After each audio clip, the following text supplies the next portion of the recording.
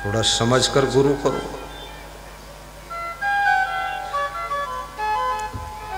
मेरा जो विश्राम कक्ष है नेपाल बॉर्डर में,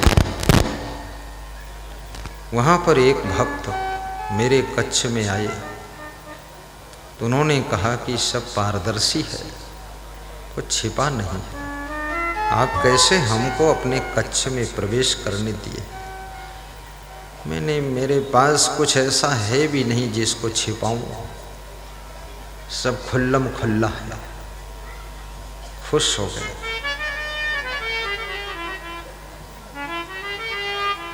संत के श्री चरणों में श्रद्धा के सुमन लेकर जाइए।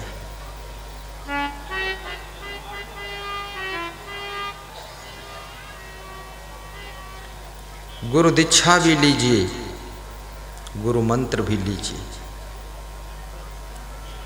बिन गुरु दीक्षा या फल सब जप तप होम क्रियाद, ज्यों पाहन में बीज बय उपजे ना फल बात। गुरु दीक्षा का क्या महत्व है, आज छोटी सी कथा सुनाऊंगा।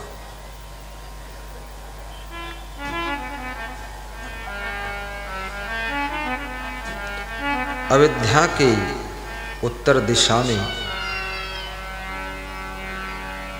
एक सुंदर नगर था, जहां पंडित कृष्णदत्त नाम के एक ब्राह्मण रहते थे। उनकी पत्नी का नाम सुंदरी देवी था। पंडित कृष्णदत्त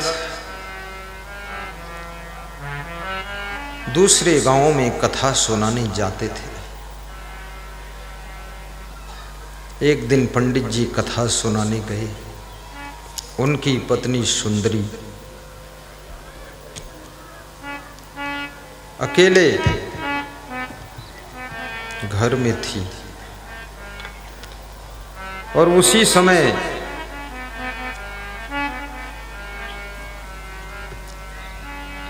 नारद जी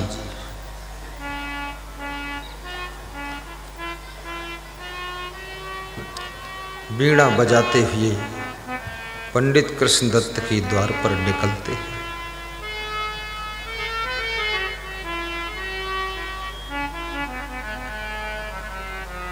प्राचीन समय में संत खंजड़ी भी बजाते थे, बीड़ा बजाते थे, चिकारा बजाते थे, ढोल बजाकर भजन भी गाते थे।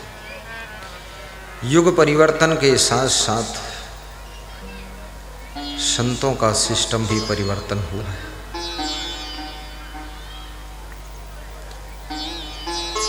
नैमिषारण्य तीर्थ उत्तर प्रदेश में प्रसिद्ध तीर्थ है। 88,000 ऋषि मुनियों के बीच में सूत जी कथा सुना रहे हैं। मुख्य श्रोता के रूप में सौनक जी बैठे हुए। सौनक जी एक दिन प्रश्न पूछते हैं कि हे सूत जी, गुरु की महिमा के बारे में कुछ और बताइए। सूत जी कहते हैं, गुरु बिनु मुक्ति पंथ नहीं पावे, गुरु बिनु नर 84 जावे, गुरु बिनु नर 84 जावे, गुरु बिनु ज्ञान भक्ति नहीं जाने, और गुरु बिनु आत्म नहीं पहचाने, गुरु बिनु आत्म नहीं पहचाने। गुरु के बिना मुक्ति का मार्ग नहीं मिलता है। कौन बताएगा क्या बंधन है, क्या मोक्ष है? चाणक्य से किसी भक्त ने पूछा था कि बंधन क्या है और मोक्ष क्या है? चाणक्य ने बहुत सुंदर बताया था, बंधाए विषया संगो मुक्तो निर्विषयम मना, मनयो मनुष्याणाम कारणम बंध मोक्ष। विषयों में जो आसक्ति है वही बंधन है, और विषयों के प्रति जो वैराग्य है वही मोक्ष है। 5 विषय होते हैं। ये इंग्लिश, संस्कृत, बॉटनी, बायोलॉजी ये विषय नहीं।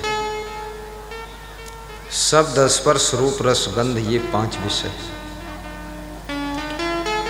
और 5 ज्ञानेंद्रियां हैं। यहाँ कोई बातचीत ना करे।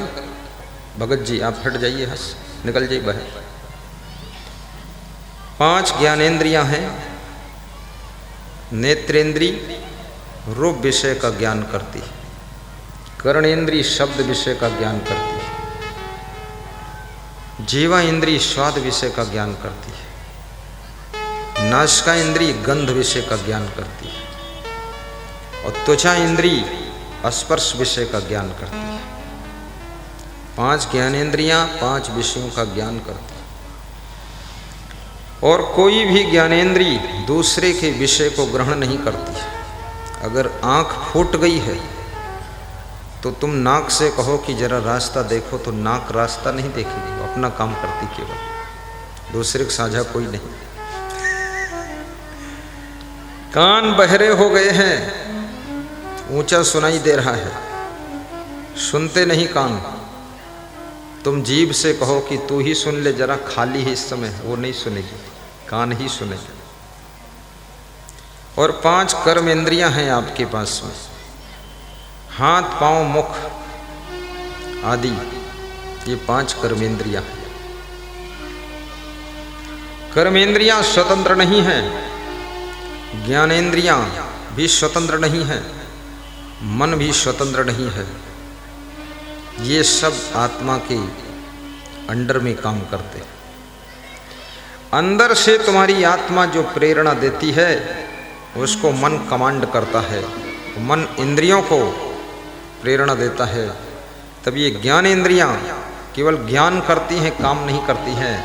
तब ज्ञान इंद्रियां कर्म इंद्रियों को प्रेरणा देती है, तब कर्म इंद्रियां कर्म करती हैं और जब कर्म करती हैं उसी कर्म से तुम्हारे भाग्य की रचना हो जाती है।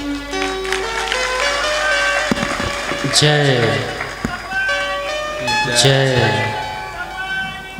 जय। आपका भाग्य यदि बिगड़ा है, आप अपनी जिंदगी में पीछे मुड़ करके देखिए, कहीं न कहीं तुम्हारा कर्म कोई बिगड़ा होगा, स्वभाव बिगड़ा होगा। भाग्य को सुंदर बनाना चाहते हो, इधर उधर कुछ करने की जरूरत ही नहीं है, अपने स्वभाव को सुंदर बनाओ। चिड़चिड़ा स्वभाव मत होने दो। कितनी लड़कियों का स्वभाव बहुत अच्छा है, जब ससुराल जाती हैं स्वभाव बिगड़ जाता है, चिड़चिड़ाना शुरू है, टिल टिल टिल टिल बोलना शुरू है। उनके माता पिता भी कहते हैं कि ये ससुराल गई है तब से इसका स्वभाव कुछ गर्म हो गया है। और जितना ज़्यादा स्वभाव को बिगाड़ोगे तुम्हारा प्रभाव बिगड़ेगा,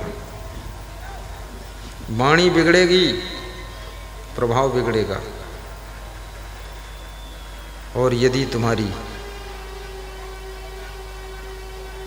आदतें बिगड़ गई, पूरी जिंदगी बिगड़ जाती है।